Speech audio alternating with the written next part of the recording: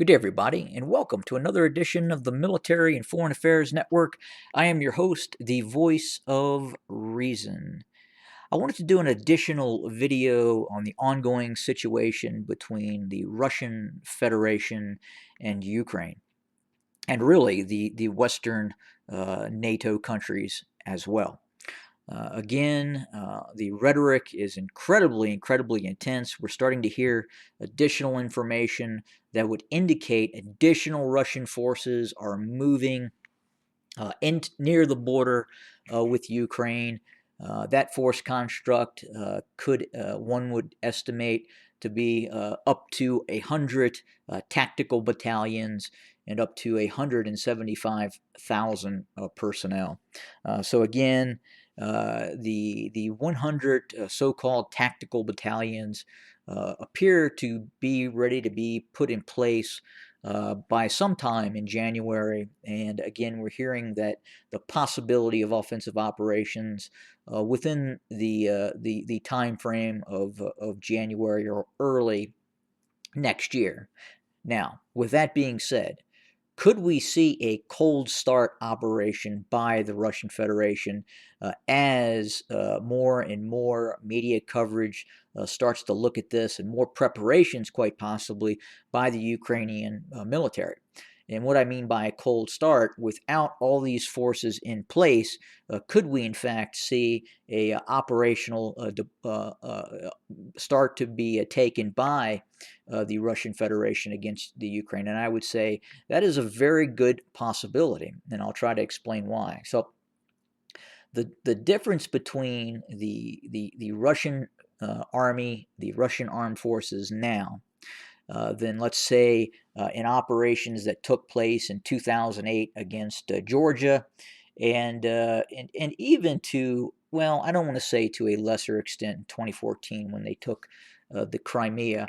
That would have been an opportune moment, but for the Russians, they just weren't ready or weren't confident enough to move into the Ukraine as a whole in 2014. But given the situation with Ukrainian forces in 2014 versus now, that probably would have been a better time. But back to the now, the Russians in all likelihood will start this conflict probably very much like we saw in Gulf War I with the United States attack on Iraq. And again, this is again hypothetical, obviously, and the difference now is the Russians have a greater precision guided attack capability than they've had in any time in the past.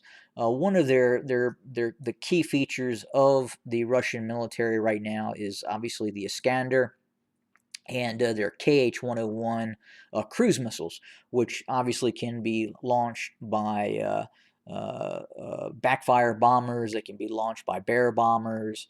A whole host of aircraft can launch these cruise missiles, as they can be ground launched and launched from submarine and or ships in the Black Sea or even the Caspian Sea for that matter. But again, the likelihood is we will see the battlefield being prepared by the Russian Federation. We will probably see cruise missile strikes and precision guided strikes on bridges across the Dnieper to prevent additional forces from Western Ukraine moving into Eastern Ukraine and trapping forces in Eastern Ukraine. And again, we'll see the Russian forces going after command and control, ammunition storage facilities. We will see them going after barracks and motor pools. We will see them going after a whole host of targets inside the Ukraine with precision guided munitions. Again, we will see these Iskanders. We will see Su-34 Frogfoots going after, fullbacks going after targets in the Ukraine, and we will see the Russian attempt to degrade the air defense systems inside of the Ukraine as well. And again, you'll see the KH-31 Ps uh, anti-radar munitions being fired from these aircraft going after targets in the Ukraine. But again, you'll have that period of time, and how long will that take? It's really unknown. But there will probably be a period of time where the Russians are softening up the battlefield. They're going after targets of opportunity in the Ukraine, and then you'll probably see that transition once they're confident that the air defense has been degraded, at least in the eastern Ukraine. You will start to see Su-25 Frogfoots and attack helicopters start roaming the battlefield and going after Ukrainian columns and defensive positions in eastern Ukraine. And how long, again, that will last, it's unknown. But again, it could last. It could last a few weeks.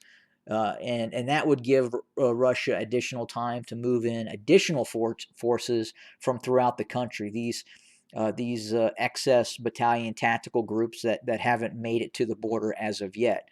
But again, this is all hypothetical in terms of what we could see, and I would imagine that we would see a little bit of a different operational methodology and doctrine coming from the Russians in this fight versus other fights in the past. I think they will be utilizing strategies which were learned during Gulf War I, Gulf War II, and other areas as well, because they have those precision-guided strike capabilities now, and it would seem reasonable that they would use those PGM abilities now that they have them. And I think, again, we will probably see that occur, and we'll see a bit of battlefield preparation before the large mechanized, motorized onslaughts we traditionally think of Russian forces. And I have no doubt we will absolutely see that. But again, we will also see the PGM excuse me, strikes coming into play. We will also see Spetsnaz and special operations operating in rear areas that we may not seen in other conflicts with Russia. But again, you're seeing some of that more of that Western United States doctrine probably coming into play in this conflict, unfortunately for the Ukrainians. But again, we're going to keep our eye on the situation, and we'll soon have more content for your consumption. Have a good day, everybody.